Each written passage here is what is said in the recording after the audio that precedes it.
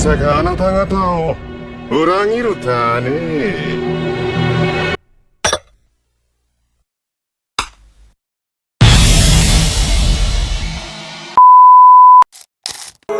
Living life, everyday, late at night, not okay.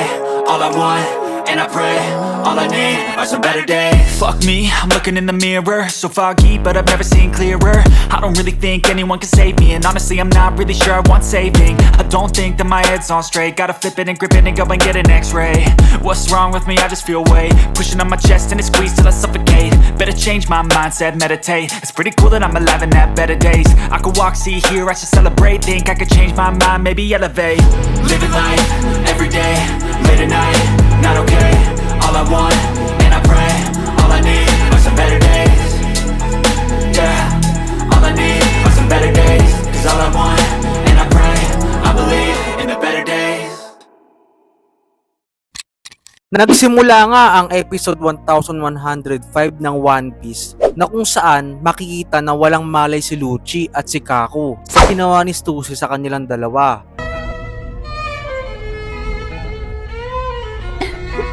Nagulat nga si Brook sa nakita niya kung bakit inatake ng CP0 ang kapwa niya CP0. Tinanong naman ni Zoro si Stussy kung ayos lang ba na ginawa niya yon. Sabi naman ni Stussy na ikaw si Roronoa, tama ba?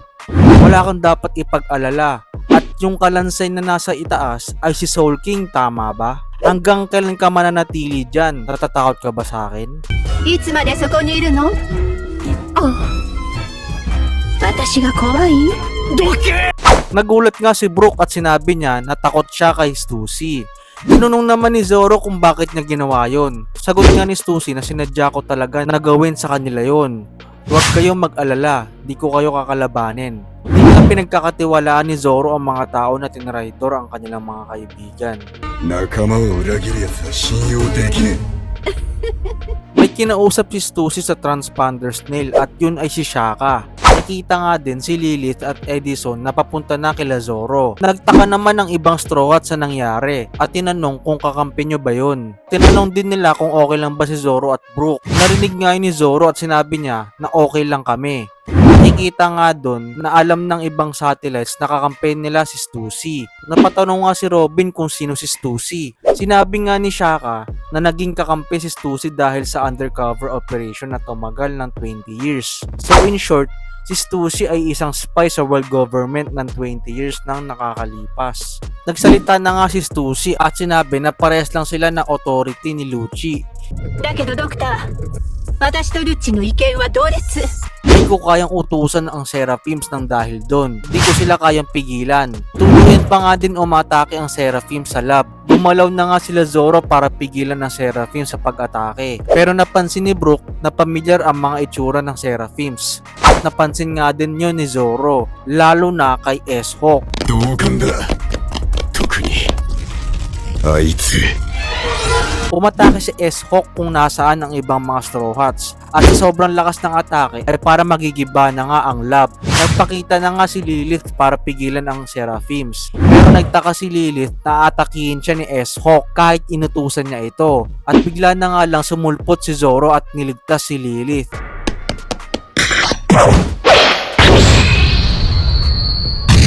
At naglaban nga si Zoro pati si S-Hawk. Sinabi ni Zoro na mas mukhang tao ka pa kaysa doon sa totoo. Ibig sabihin ni Zoro doon ay mas halimaw kasi ang totoong Mihawk. Tinanong nga ni Zoro kung sino siya. At ang susunod naman ay nag-utos si Edison. Pero inatake pa din siya ni S-Shark. Pero dumating si Frankie to the rescue at niligtas niya si Lilith.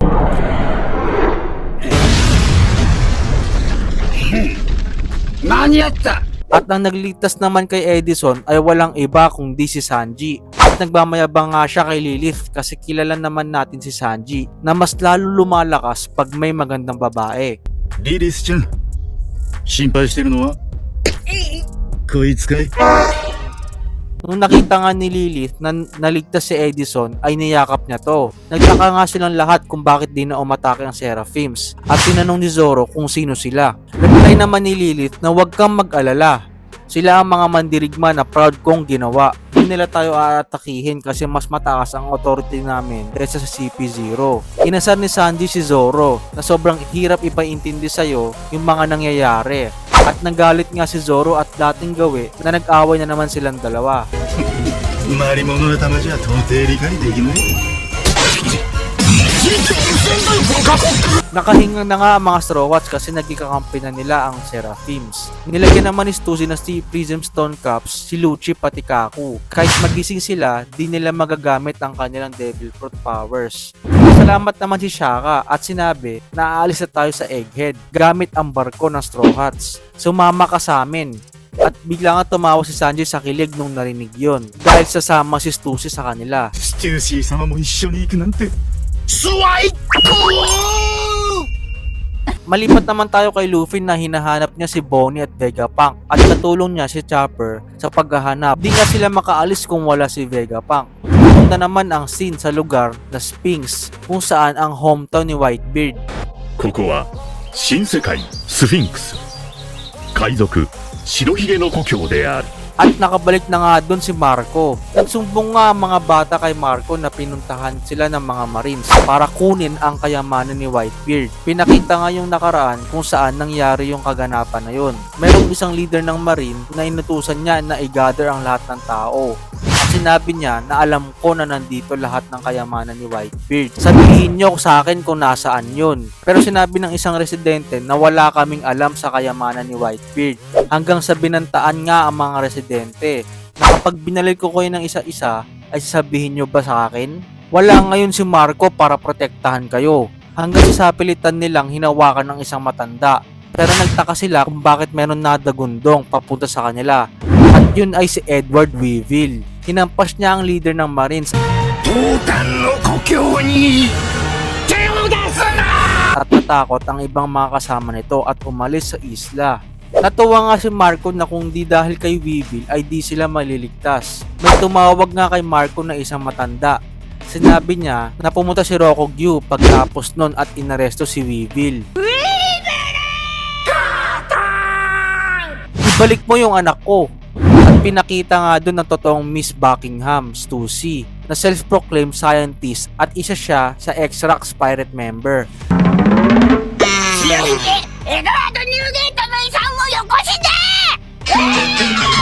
Pasalamat si Marco kay Stussy. Pero sinabi ni Stussy na isa ka din ba sa naniniwala na hindi anak ni Whitebeard si Weevil? Meron isang tao ang makakapagpatunay dito at yun ay si Dr. Vegapunk. Mapunta naman tayo kay Kizaru kung saan malapit na sila sa Egghead at pumasok nga siya sa isang kwarto at may kahina-hinalang tao doon na binigyan niya ng tsaa. Tinanong niya ito kung nagkita na ba kayo ni Dr. Vegapunk dati. Reply naman ito na nagkita na kami dati, isang beses pa lang. Sabi naman ni Kizaru na di ako makapaniwala na tinrideron niya kayo. At bigla na nga pinakita si Saint J. Garcia Saturn na isa sa 5 elders.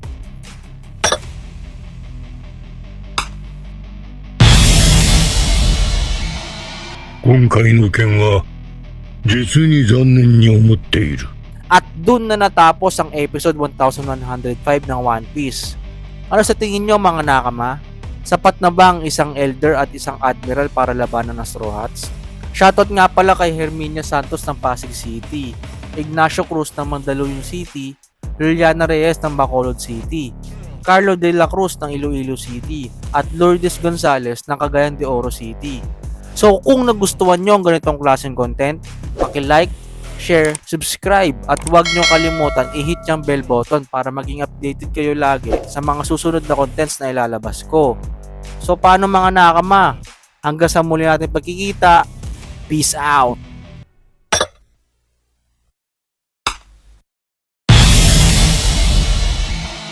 今回の件は実に残念に思っている